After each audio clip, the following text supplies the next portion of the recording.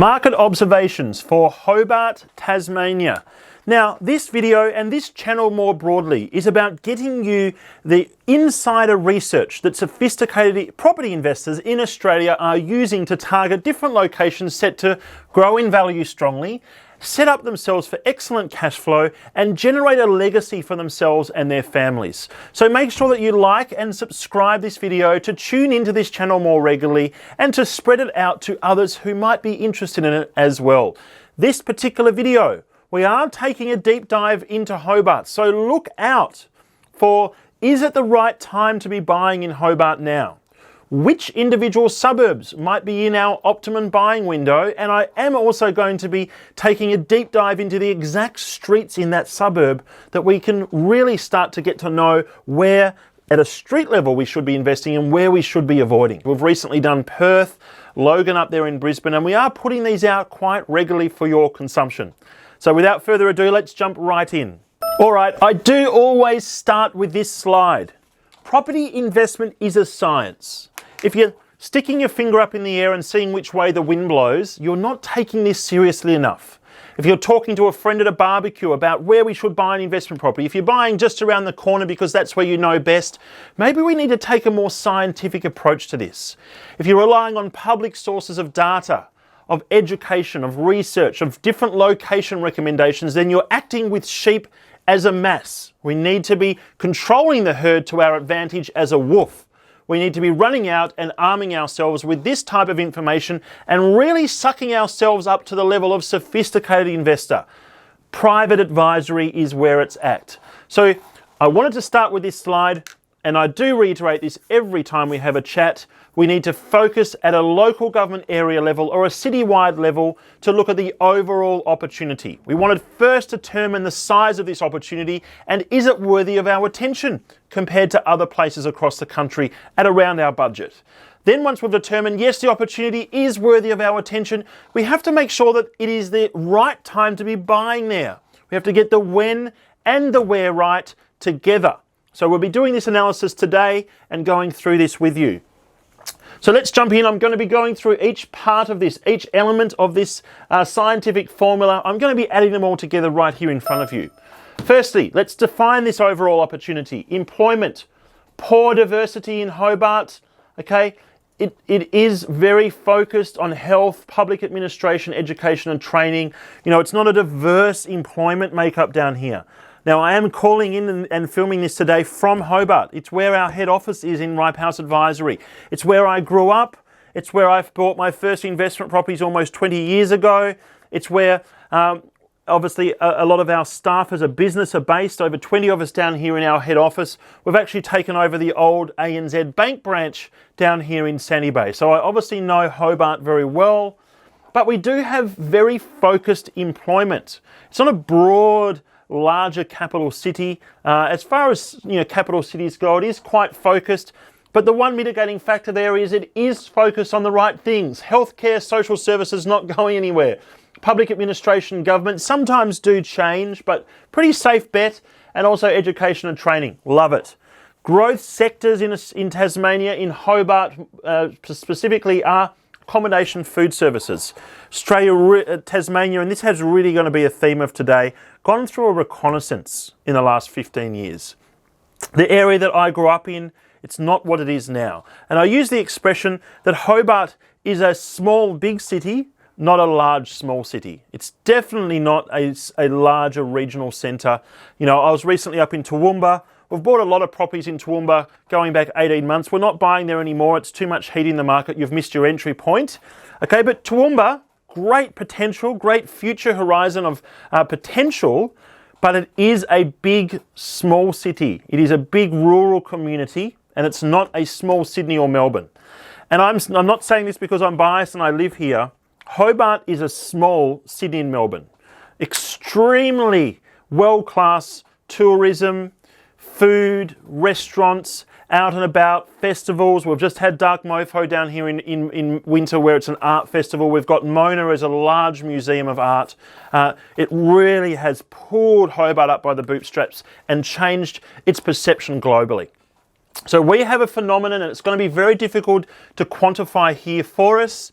we have a phenomenon where the mainlanders are coming towards Hobart, and it's not necessarily the volume of them, which is population growth, it is the calibre. And I say this in the kindest possible way. They are bringing with them a lot of money, right? They're moving down here and they're moving the top end of the market. They are demanding the top end of everything in Hobart, and it really is turning into a very interesting world-class city. So this employment, I'm not necessarily too concerned about it.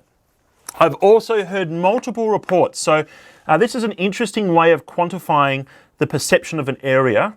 Multiple reports that government employment has very clear bands of employment. And I don't know them exactly, but you might have level 6, level 7, level 8, and I'd love you to chime in on the comments, please. Let us know. They have very clear bands of employment, whether you're in the accounting or auditing departments, or whether you're in, council or out on the roads. They have very clear bands of promotion and employment. And people in government's employment are taking 2 or 3 demotions down in pay just to land Hobart-based jobs, right? Think about that for a moment, because that is the level or the degree in which mainlanders are wanting to move here. It's through COVID we've only continued in this direction. It's only happened more so through COVID. We navigated the waters. It was a safe haven of Australia, the safest haven of Australia, and Australia was arguably one of the safest havens globally. Tasmania really did benefit, and it continues to benefit. So on a daily basis, we're really seeing this city being pulled forward. It's not necessarily represented here in employment. Lower income growth, this is an average, but there is a lot of this market that's really pushing it forward. Very good commute time, as you would expect from a smaller capital city. Unemployment, extremely low. All right, 4%. It's been very consistent now for a number of years. This might be average data, but it is very low on a national level. New projects on the horizon. We've had a lot of changes, like the types of projects that have been occurring in Hobart recently. Hotels being built, large multi-storey hotels. That hasn't happened in Hobart for 20 or 30 years. Okay, this is really, the types of projects that are occurring are world-class, very, very positive, and they do continue. Extremely high per capita project spend on the horizon, and it is relatively diverse. We've got a good backbone of industrial, we've got a lot of retail and hospitality. Okay, this is what you'd expect to see. We've got another almost $100 million being spent on the main hospital here in Hobart. We've just had many hundreds of millions of dollars spent on that hospital. It is a large, large upgrade. So the new projects coming through on the horizon for Hobart, very good. Population growth, not overly strong on a national level, but what I did mention is the calibre of those people moving down to Hobart. Okay, it really is, I can't overstate this enough, absolute, just wholesale change to the types of markets that we are seeing down here in Hobart. Whole suburbs gentrifying before our eyes on a national level. It is extreme. Different locations. This is probably not a big one here for a capital city, even if it is small. Everything that you need is exactly where you need it. Okay, it's not like a Toowoomba, which is 200,000 of people. Hobart has everything, and it has multiple of them. Okay, multiple shopping centres, multiple Bunnings. All of these things. It is well evolved there because it is a hub of a larger area. It's not like Toowoomba is the child to the parent, which is Brisbane. Hobart is the parent of Tasmania, and it needs to have very diverse services. There's nothing left wanting. Where is new construction coming in? Because like all areas, there is an extreme amount of risk associated with new homes construction. If we buy in the wrong area, even if we buy an established dwelling in an established area that has a lot of new supply coming into it off to the side, we are at the risk of potentially having a property that doesn't grow for 5, 7, even more years, which I have seen. All right, so we do need to be aware of this.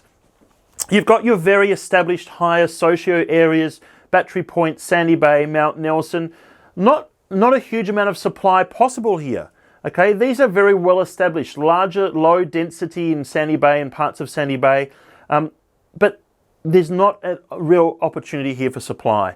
You've got some of these new locations, where you're pushing up the mountain into forestry areas that are being reclaimed and new construction through.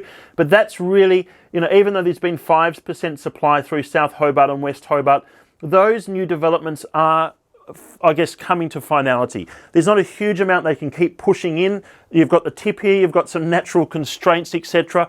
Don't expect this to be the norm going forward.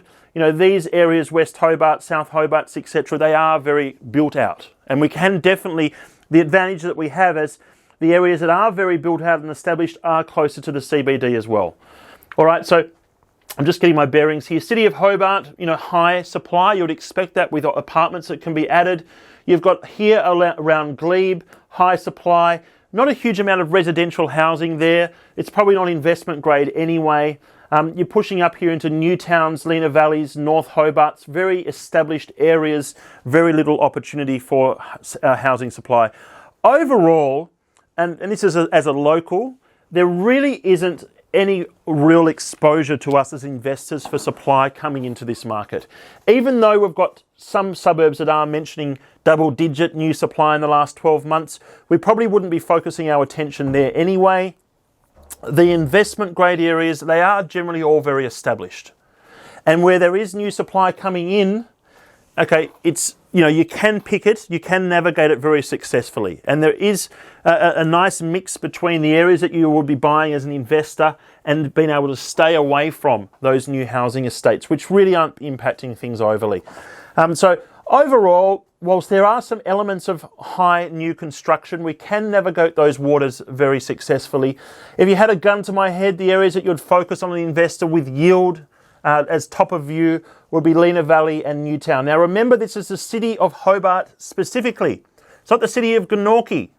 Okay, it's not the city of Clarence. It's not the city of Kingborough, right? Hobart is a large enough city to have multiple local government areas.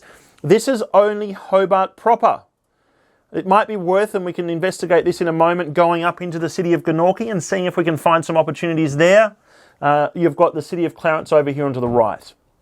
All right, so this is like our Logan in Brisbane video. This is only one local government area of Hobart, so that does need to be mentioned. Let's keep going. 3% new home construction. It is relatively high, but we can pick our spots here quite successfully. Not really a concern for me. Overall, this is lower than you might have expected. The top 69% of all areas. That means that these 31% of other suburb local government areas are ranked higher than this. Overall, we have pretty good new home construction in the areas that we target and pinpoint, but we have on the horizon, the 3-year forward future forecast for population growth are good, and the employment health is looking like it is improving. Very low unemployment rates. So the things that are overall necessarily not the best, potentially are on the improve. All right, so that's probably the story. At the moment, if you had a gun to your head, almost 1/3 of all locations are probably positioned better in terms of the overall improvement predicted performance than Hobart. But the real story of Hobart is the gentrification, right? Is the underlying wholesale change of the people that are migrating here. Let's have a look to see if it's in the buying window, if it's in the buying zone. Let's run through this quickly. Days on market, extremely low. This has been the case for 5 years in Hobart. This has been a market that has been peaking and peaking and peaking and peaking and peaking for 5 years. Okay? As an advisory organisation, we had an entry point here at 5% yield, 5.5% yield, 6% yield in the northern suburbs in 2015, 2016. That's when we had public recommendations. And to be honest, we didn't comprehend the degree of the upswing because we probably would have had our buying window open through into 2018, 2019 if we'd have known what was in store for us in 2020-21. Okay, 2022, right? So we left this market too early, but the yields had been pulled back or compressed quite dramatically in that time. This is still, and it's been exhibiting these characteristics now for many years. It's an extremely tight market. It has just popped up again, up a little bit, but it still is 20 days on market, all right? Extremely tight. Areas like Sandy Bay, Battery Point, West Hobart, South Hobart, these are single-digit days on market.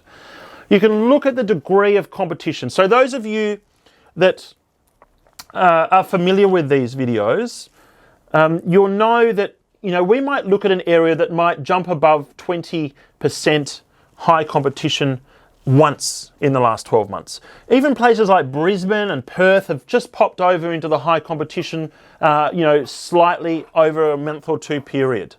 So this really does give you some context of the actual degree of competition in this market. It is extreme. It has dropped off the boil a little bit now, but it is still extremely high on a national level. What this is meaning is that there were almost 50% of properties selling in the first 7 days in August and September of last year. How is that even physically possible for an offer to be accepted in the first 7 days? It's essentially the moment it is hitting on the market, potentially before it's even listed, there are offers being accepted on these properties. It's not even going through a full open home cycle, and this is happening for 1 in every 2 dwellings, and happened for 2 months in a row.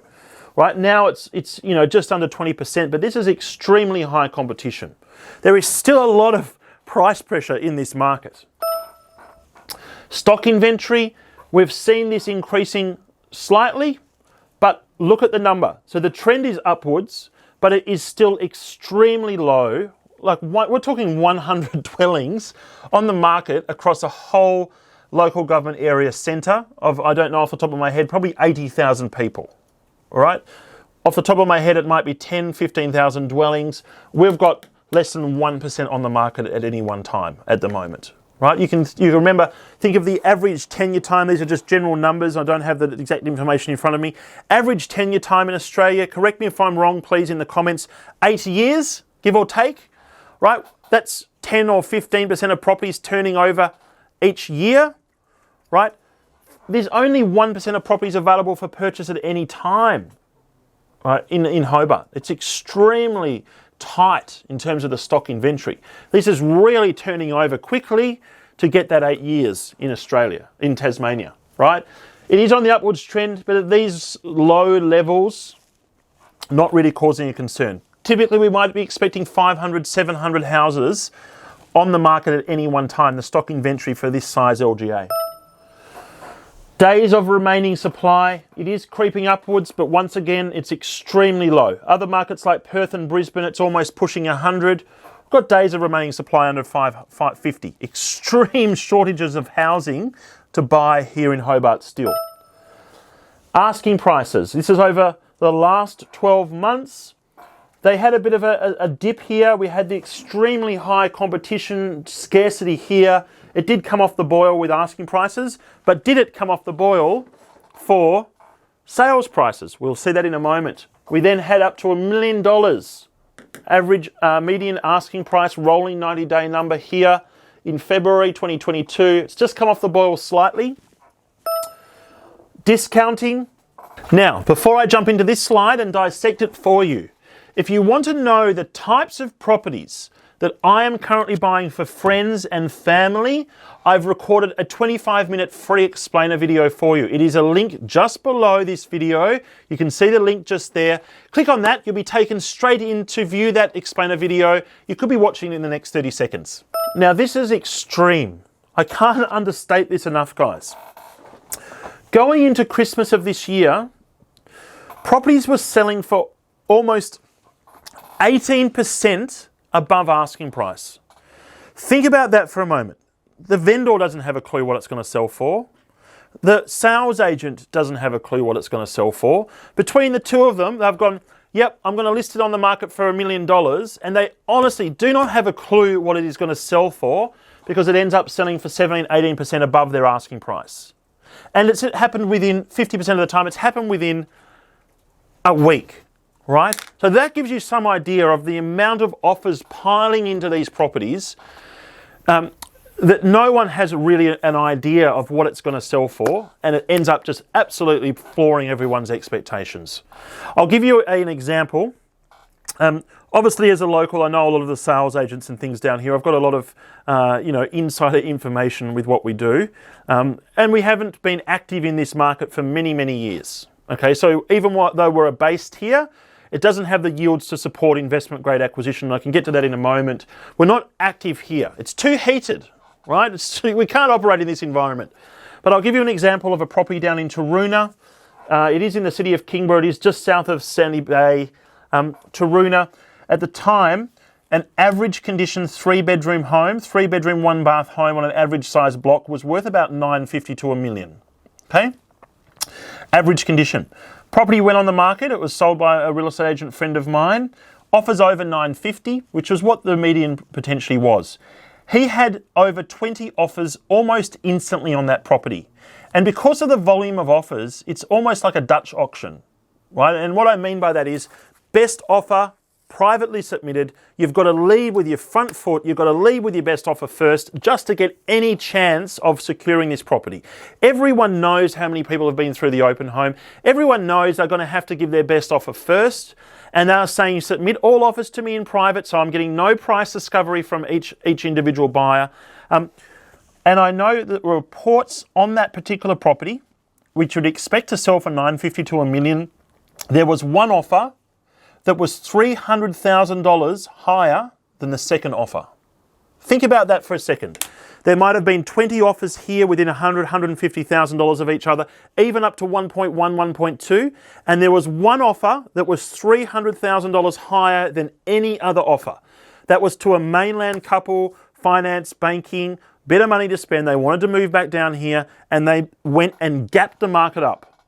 Now, the moment that that property sells, it sits there in the market as a comparable sale. There is now a gap that needs to be filled. This is an equities, a stock market conversation. This is a concept in equities. When markets gap up, they usually have to be filled before they will make another leap forward. It's a similar concept here in property. There's now a gap that needs to be filled. And sales then that start occurring, this is a precedent. This is where the market sits, and the sales keep moving up towards that $1.5 million, wherever it was. I didn't know the exact figure. He just told me there was one offer. You'd assume that it was 25 to 30% higher than any other offer. It's absolutely unfathomable. It's crazy to think that it can occur. This is what we're talking. Taroona, mid to slightly, 6 or 7 out of 10 if you rated the worst of the best suburbs down here in Hobart. Might be a 7, okay? If you think that's crazy, and those numbers, well, I live in Battery Point. Median price there is potentially around 2. I heard similar gapping where we're talking $1 million gaps, right? We're talking sales agents not really having a clue, and a property they thought might sell for 3 sold for 4, right? 2.5 sold for 3.3, 3.4, right? These are the sort of gaps that were occurring because it's really hard to value and to understand value at the top end of that market. So this is what we're seeing across a whole local government area. Extreme. And obviously, let's have a look at this. Even with asking prices fluctuating, sales prices have been a very consistent story. We are now seeing in the city of Hobart, not the greater Hobart area, $1 million average sale price. So this is median sale price. And this is not a upwards trajectory and then another upwards trajectory. This has been trending upwards for 6 or so years. It started off at 400,000, up to 450, 500,000, up to this $1 million price point now. Think about that for a moment. This is a market where it's good. The overall, science is saying it's 69th percentile. It's a very, it's a good opportunity. But we know the hidden story here is the calibre of residents moving towards Hobart is really changing the makeup of this as a city. But it is at the absolute top of a market. But I've been proved wrong about Hobart before in 2017, 2018. What's to say it's not going to keep pumping? Who is to say that? The information that you see here is the tip of the iceberg, but I'm sure it is very useful and informative to you. If you do think that it is, it would mean a huge amount to myself and the team if you were to subscribe to this video, to hit the bell icon so you're the first to be notified of any future videos, and we are going to be releasing this type of content more regularly, and like this video. If you want us to focus or do this research on an area of your selection, whack it in the comments. Also, if you see this area, if you see Hobart discussed in forums, in groups, anywhere out there, just put a link to this video. It's going to give this information to others and really help people make a good or a bad decision. That's our duty, to pass this on, pay it forward. Rental analysis, let's go through this quickly. I know Chris has given me the wrap up. Extremely tight vacancy rates. You think of this. This is going back a few years now. 200,000+ people in Hobart. For a year or longer, there were under 100 properties available for lease. In a whole city, 200,000+ people, there were double-digit properties available for lease. Right? We had people that were living at the showgrounds. Right? People who had jobs, possessions, living in a tent at our showgrounds because of the chronic housing shortage. This is not public housing, social housing. This is any housing. This is nothing. Okay? What do you think that does to a wider market? Right? People are desperate to buy because they can't rent. They're pushing rents through the roof, which changes buy prices. Vacancy rates are extremely low. This is just over the last 12 months. We have not enough. So when you see these straight lines, you're thinking, well, hang on, rents per week can't be enough. Can't be stagnant for that amount of time. This means we don't even have enough rental data across a whole local government area, which is usually a problem we have at a suburb level, to generate a reliable chart. Okay? It's just gapping up and then stagnating because of the lack of sample, the lack of actual rental properties for us to get a reliable sample size. But you can see the overall trend is drastically upwards, about 10% in the last 12 months. Yields are holding. At a national level, these are not worthy of our attention. On a local level, we are still around that 3%. To get that comfort that Hobart is going to keep kicking and this buying window is still open, when you're buying into the top end of a market like this, you want to have yields at the top end of the market as well, right? When they're sitting here at 3%, they need to be back above 4% before I'd even consider, this area. So overall, our buying window, we're at the top of a market. We've got extreme levels of heat. As an investor, we don't want to be making offers against 10 other people. We don't want to be fighting through open homes and having purchases straight away. And the yields definitely need to recover. And with a tight rental market, they even might, in the next 12 months, back up towards that 3.5–4% before I would consider buying here. All right, high-level summary. Top 69 percentile of all areas. It's good predicted performance in Hobart, but not amazing. The underlying theme here, though, is the calibre of new resident migration. It's something that the data is very difficult to pick up. As a resident of Hobart, I know the change that this place has been undergoing recently, and I see no signs that it is going to stop. Okay? The buying window, we have extreme heat. I would like to see yields recovering in this market before it's worthy of our attention. But with rents going up 10% in the last 12 months and extremely low vacancies and also properties available for rent, expect rents to recover very quickly. So it would be a very short plateau in sale price and rents to continue growing before yields are back within range that Hobart is then worthy of our attention.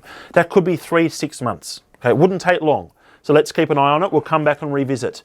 Now, if we were to be investing here now, I think this is a useful exercise. I've actually ranked this chart. These are all the suburbs in the local government area of Hobart that have any properties of any note. Okay, we're not including suburbs that don't have some properties that we can look at. It's actually ordered in terms of, so you get your pens and paper out or take a screenshot. It's actually ordered in terms of which ones we think are the most in the buying window. So remember, if Hobart is your where, the higher up this list, the more likely it is the when. It is in the prime time of the buying window. We've ordered them. You can see the variance there in asking prices. This is not sales prices, this is asking prices, median asking prices, and you can see the current the current gross rental yield. This is too low for me as an investor to justify my attention. Okay, especially with interest rates increasing. Hobart is more a story of blue chip capital growth. Think eastern suburbs of Sydney, Toorak area, Bay area of Melbourne. It really is of that calibre. And these suburbs, have a low yield. as blue chip areas tend to. But if you had a gun to my head, which suburb in Hobart would I invest? Well, the data is showing South Hobart and Newtown. Remember, this is not the greater Hobart area. This is the city of Hobart, which is the central area of Hobart. South Hobart, Newtown. I have loaded up South Hobart into our research platform. You can see in the buying window, data is looking good. Let's have a breakdown here of the individual suburbs within Hobart for price growth. You can see we've had 36% price growth here in the last few months in some suburbs, whilst we've had a slowdown and very slight correction in others. Generally at a suburb level, guys, I don't actually believe in median price growth. We don't have enough sample size in areas to have short-term growth signals. You've got to measure things really in 12-month to 12-month cycles, and you've still got to have enough sales in a suburb to have a reliable median. Median is not a good representation of recent price movement in a suburb. Owner-occupier levels, generally very high owner-occupier levels. You know, in the bluer chip areas, you're up over 60%. In around the CBD, you're down into 1/4. You know, very few. This is a domain. Very few. I don't think there's any houses on the domain. Come to think of it, you know, you have to pick your spots here because a few of these inner city areas do have lower than acceptable owner-occupier. You know, North Hobart, City of Hobart itself, lower than comfortable levels of owner-occupier. So really do focus your attention on Lena Valleys, Newtown, South Hobart, Sandy Bays, Mount Nelsons. These are all wonderful owner-occupier levels. You can see yields. We did see this data. Yields low across the board, but if you really had to sort of target higher yields, you might be focusing on your South Hobarts, even up into, you know, North Hobart, Hobart itself. The highest price point area of Sandy Bay itself has pretty good yield. I'm going to tell you this is one of the best case studies in the country for street level analysis. And I am going to use the street area, the suburb of Sandy Bay. Let's jump down here to street level analysis, and I might leave the video on this. This is the overall suburb of Sandy Bay. Now, what makes this a unique case study is that this is the River Derwent. So you have a lot of extremely expensive properties along the River Derwent. You have a university, right? And then you have a shopping district.